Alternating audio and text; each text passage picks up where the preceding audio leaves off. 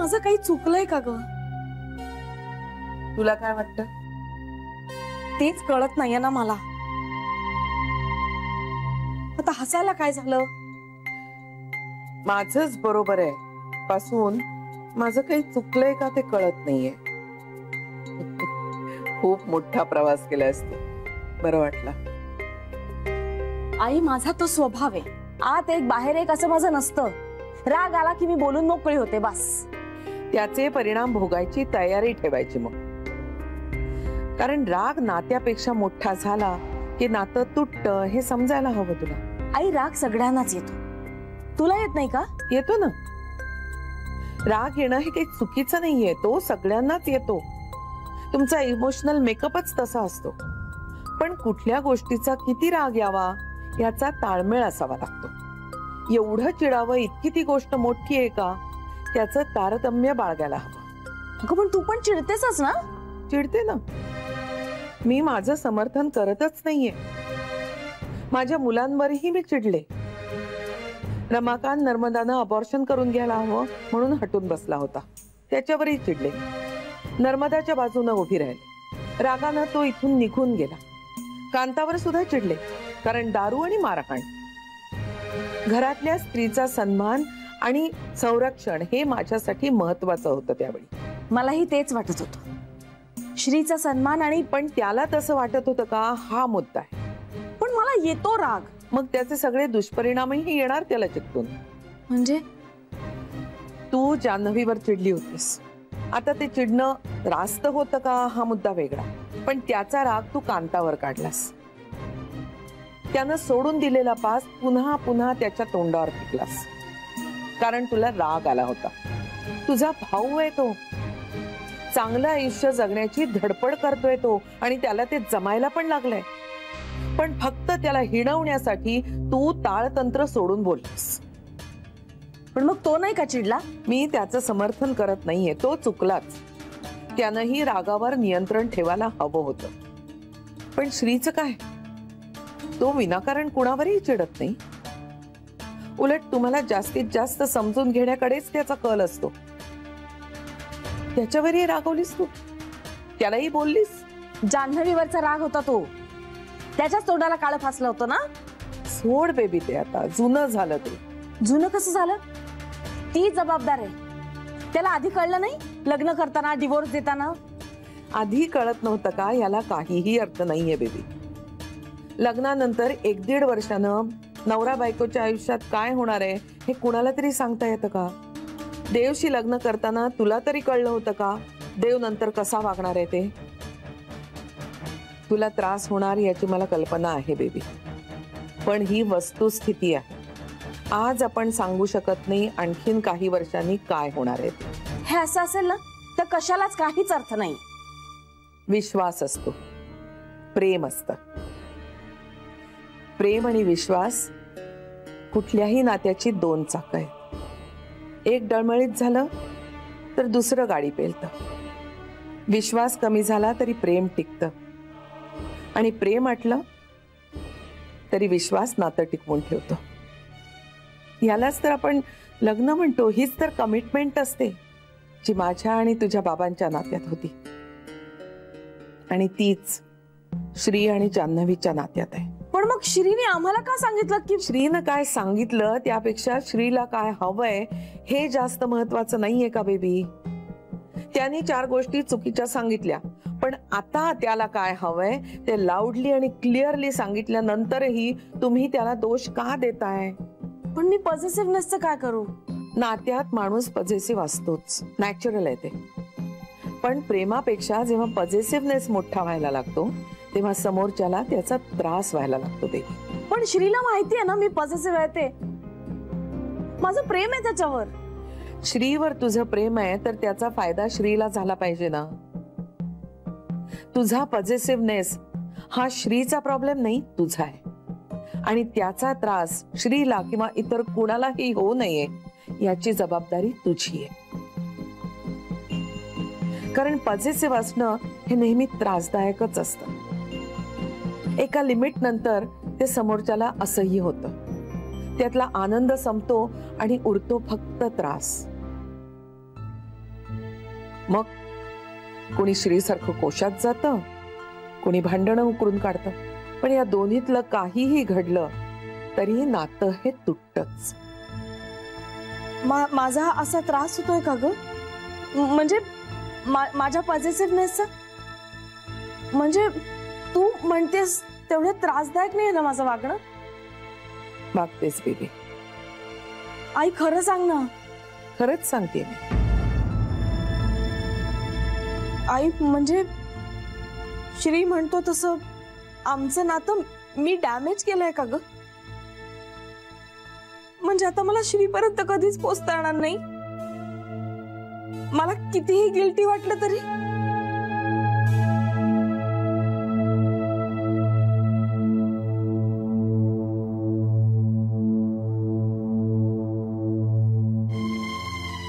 Baby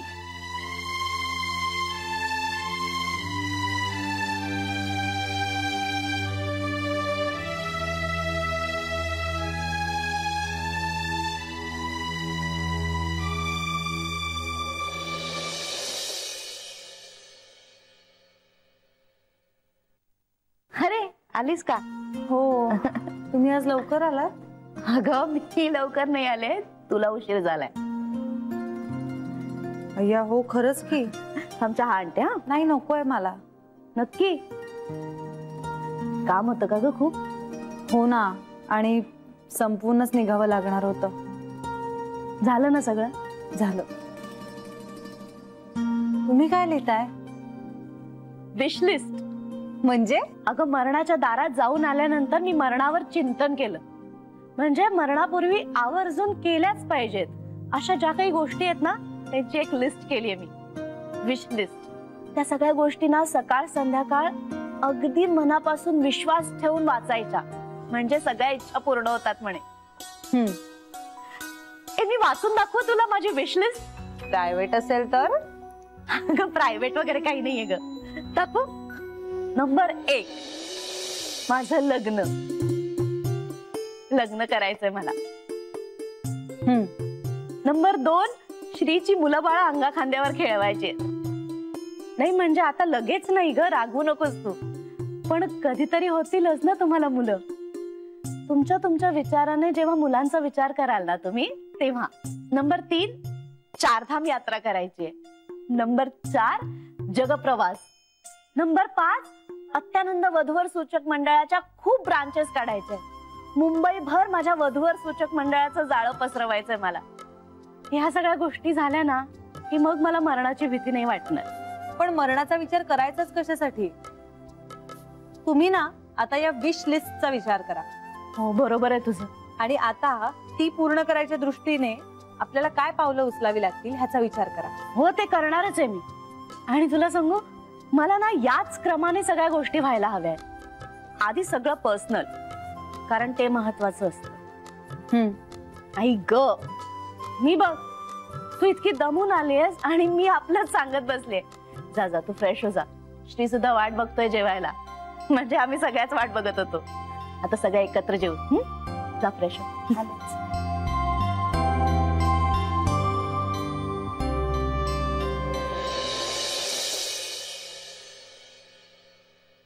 I ग,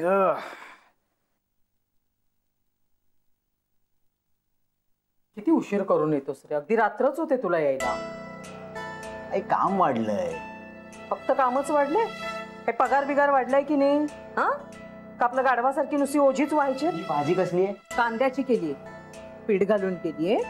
अरे भाजीच नव्हती घरात, उद्या आणते आता जाऊन. अरे भाज्या पण एवढ्या महाग झाल्या आहेत ना, काय सांगू तुला. आणि बरं हे सगळं माझ्या एकटीवर पडतं. घरात दुसरं बाई माणूस तरी आहे का माझ्या मदतीला कोणी?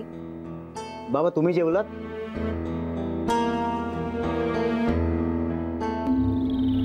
मी 7 वाजताच जेवलेत ते, भूक लागली म्हणून. मग माझ्यासोबत परत थोडं खाणार आहात का? नाही नाही नको, जेवलोय ना मी. वाढते भूक लागली असेल तर. हो आहे घरात जेवण. नाही नको. जानू येणार होती ना? अहो फोन नाही का आला होता तिचा? उशीर झाला येणार नाही म्हणून. फोन आला होता? हो, विसरलोच मी. वय झालं की व्हायचंच आहे सगळं. हल्ली ना काही लक्षात राहत नाही. अरे माझंही तसंच झालंय बघ. भाजीत पण मीठ घातलं की नाही हे चव घेऊनच बघावं लागतं. वय वाढलंय रे आता. हातीपायी धड असेपर्यंत सून घरात येऊ दे रे बाबा. मी आलो जरा. आता एवढ्या रात्रीचं कुठे चाललंय तुम्ही? केमिस्ट कडे जाऊन येतोय. कशाला? बाबा तुम्हाला काय हवंय? माझं झालं की मी आणून देतो. नाही, तुझं जेवण होऊ दे सावकाश. माझे पाय मोकळे होतील जरा.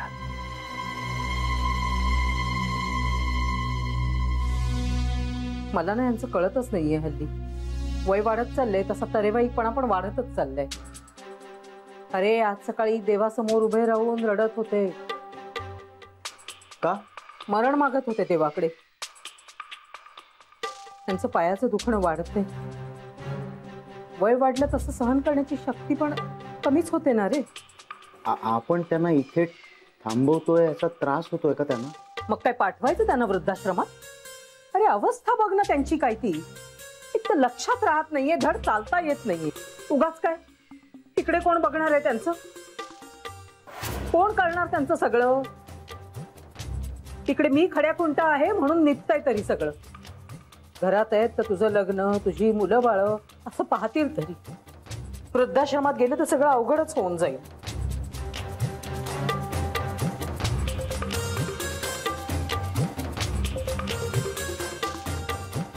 काय झालं? गप्प बस आणि जेव. आई नाही जाणार मला. का नाही जाणार? अरे चांगला तळणा बांधायस तू. आई नकोय मला. मग काय वाया घालवणार आहेस? एवढं मुलखा महागाचं आणायचं आणि वाया घालवायचं? खाते आधी. ठीक आहे, खाईन उद्या.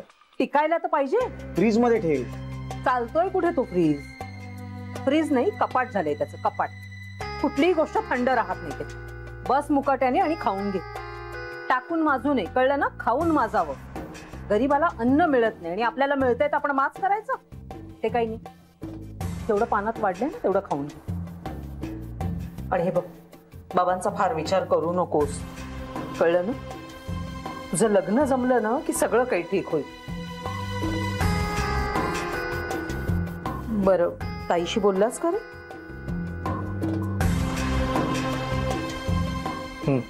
काय म्हणाली?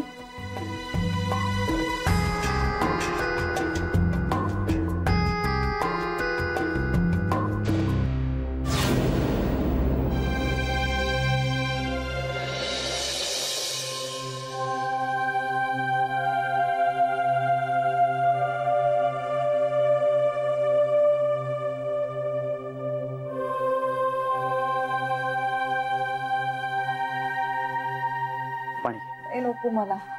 का? पाणी नको? तेही उलटून पडेल असं वाटतंय. अरे बापरे, पण मग काय देऊ? काहीच नको आत्ता तरी. काही नको, बघू थोड्या वेळाने. खूप त्रास होतोय. हो रे, आणि 3 महिने त्रास होईल असं म्हणालेच होते ना डॉक्टर. जानवी, तुझा हा त्रास बघून ना मला त्रास होतोय. पण मग काय करावं ते नाही कळत आहे. काही नको करूस, तू बस माझ्याजवळ. काय ग? कसला विचार करतेस?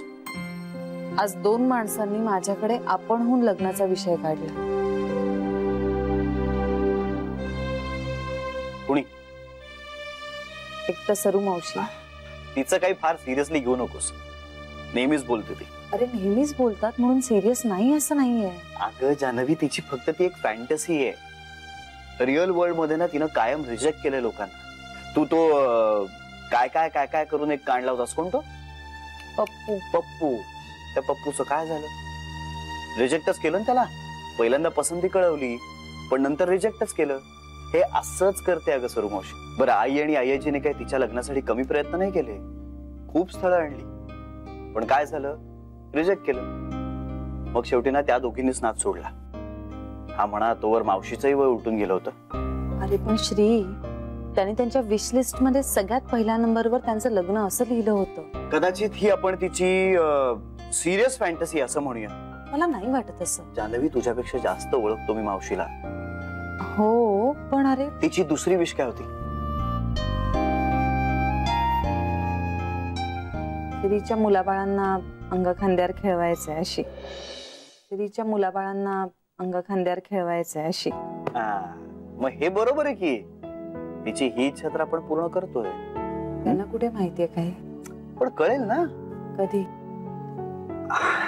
कळेल, लवकरच कळेल. श्री फार काळ लपवून नाही ठेवता येणार. आता हे कोणापासून लपवून ठेवायची काही गरजच नाहीये.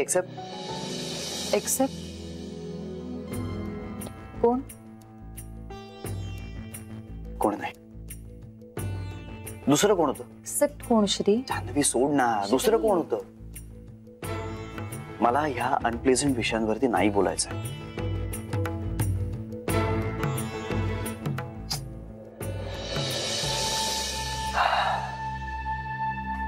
रागावलीस?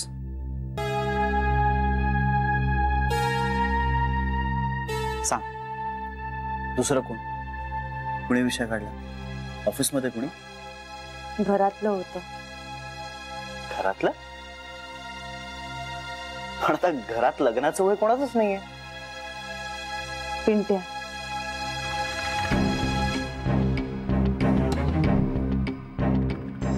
पिंट्या म्हणजे पिंट्यानी आपणून हा विषय काढला तुझ्याकडे? म्हणजे त्यानं तुला स्वतःहून सांगितलं की त्याला आता लग्न करायचंय? हो.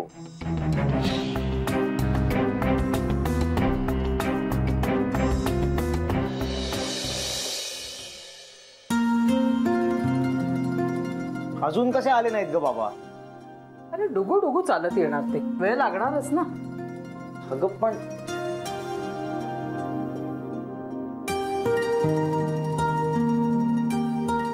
त्याच गोळ्या आहेत ना बाबा? त्याच गोळ्या कशाला आणल्यात तुम्ही? संपल्या होत्या ना त्या. पण बाबा त्या गोळ्या 3च दिवस घ्यायच्या होत्या. पण पाय दुखायचे थांबले नाहीयेत अजून. गोळ्यांनी नाही, ऑपरेशननेच थांबेल तो दुखायचा. नको, ऑपरेशन नको. बाबा आपण डॉक्टरांकडे जाऊया. नको रे. पिंट्या, मी काय म्हणते, अरे त्यांना बरं वाटत असेल त्या गोळ्या खाऊन तर खाऊ दे ना, त्याने काय होतंय? अगं आई पण अरे तळमळत बसतात हे, रात्रभर डोळा लागत नाही, त्यांचा पायामुळे आणि माझा ह्यांच्यामुळे. बाबा रात्री पुरतीच घेईन, मग तर झालं. अहो घ्या हो, काही होत नाही. त्या डॉक्टरला कुठे काय कळतं? आणि हो, आणि थांबा थांबा, मी ना कब्बर दूध देते. नुसत्या गोळ्या घेतल्यामुळे तुमचं पित्तही वाढतं. थांबा आणते. हा आई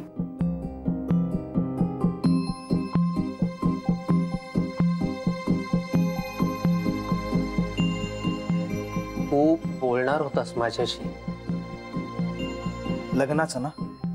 हो. काय काय विचार केलायस? लग्न प्रेमासाठी करावं, आयुष्यभरासाठी एखाद्याची सोबत आपल्याला मिळावी ह्यासाठी करावं. पिंट्या,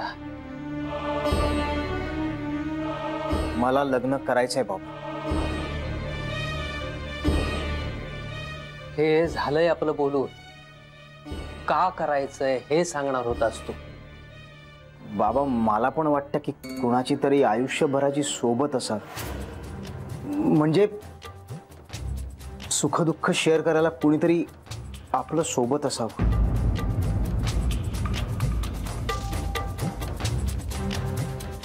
जे तू बोलतोयस का कुणाचं तरी ऐकून बोलतोयस? तुम्हाला काय माझा मुलगा म्हणजे काय खुळा वाटला की काय? हा, काय परमेश्वराने त्याला काही अक्कल दिलेलीच नाहीये का? हो, त्याच्या मित्राचं लग्न ठरलंय, त्याला नाही का वाटणार आपलंही लग्न व्हावं? आपली सुखदुःख वाटून घ्यायला आपल्याला कोणीतरी जोडीदार असावा. तो आता शाळकरी राहिलेला नाहीये, मोठा झालाय तो, लग्नाचं वय झालंय त्याचं, आणि आपलं रिटायर व्हायचं. बाबा खरंच मला तसं वाटतंय, खरंच. मग काय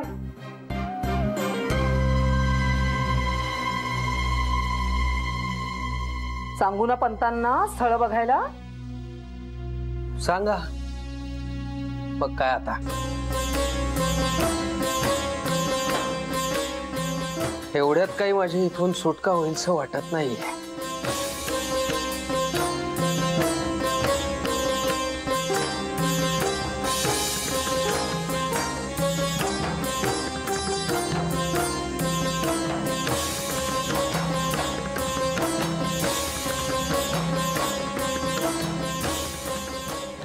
अरे हे काय वय आहे का? 25 ना.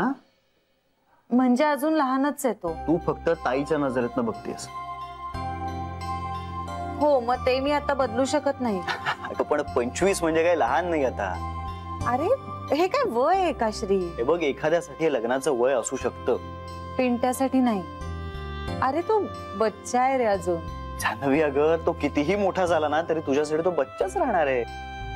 श्री हे बघ, मी ताई म्हणून म्हणत नाहीये, पण मला खरंच असं वाटतंय की आता लग्नासाठी तयार नाहीये तो. पिंट्याच तुला म्हणाला ना की तो लग्नासाठी तयार आहे म्हणून. श्री तसं नाही म्हणायचंय मला. मला काय म्हणायचंय की लग्नासाठी त्याची तयारी नाही झाली अजून. अशी काय लग्नासाठी म्हणून तयारी असते ग? तो आणि ती दोघांची इच्छा असली की झालं.